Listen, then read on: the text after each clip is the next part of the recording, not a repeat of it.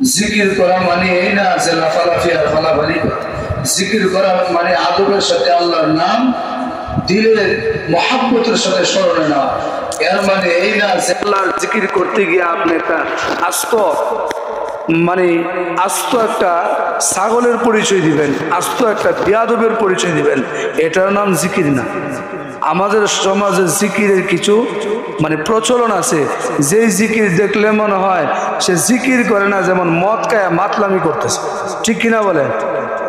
জিকির করা, আল্লাহ কত সুন্দর নাম, আল্লাহু আকবার, লা ইলাহা ইল্লাল্লাহ, সুবহানাল্লাহ, আলহামদুলিল্লাহ। এই যে জিকিরগুলি কত সুন্দর, এই জিকিরগুলি হু উ আর হি এ আর হেই হুই বানাইলেস, আছে না নাই? আবার জিকির, আল্লাহর জিকির করা আলহামদুলিল্লাহ করেন, কিন্তু আল্লাহর জিকিরে আবার ফিরের জিকির ঢুকাই দিচ্ছে, ঠিক কিনা বলেন? আল্লাহর জিকিরের পাশাপাশি ফিরের নামও ঢুকাই দিচ্ছে। কয়টা দিল? মুর্শিদের শান, মুর্শিদের শান, এটা বলা হয় মুর্শিদি শান। কি বলা হয়? মুর্শিদি শান। আচ্ছা, মুর্শিদের সৃষ্টি করছেন কে? আল্লাহ। মুর্শিদ কার জিকির করে গেছেন? আল্লাহ। তা আমি কার জিকির করব? আল্লাহ। তা মুর্শিদের জিকির করলে কি আমি জান্নাত পাবো বা জাহান্নাম থেকে মুক্তি পাবো এমন কোনো কিছু?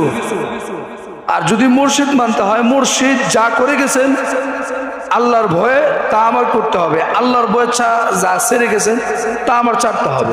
সেটাই হলো আল্লাহর পরিপূর্ণ ভয়। এই জন্য আল্লাহ তাআলা বলেন, ইয়া আইয়ুহাল্লাযীনা আমানুত্তাকুল্লাহ হাক্কা তুকাতিহি ওয়া লা তামুতুন্না ইল্লা ওয়া আনতুম মুসলিমুন। হে ঈমানদারগণ, তোমরা আমি আল্লাহর উপর পরিপূর্ণ তাকওয়া অবলম্বন করো। ইয়া আইয়ুহাল্লাযীনা আমানুত্তাকুল্লাহ, হে ঈমানদারগণ, পরিপূর্ণ তাকওয়া অর্জন করো। এই তাকওয়ার উপর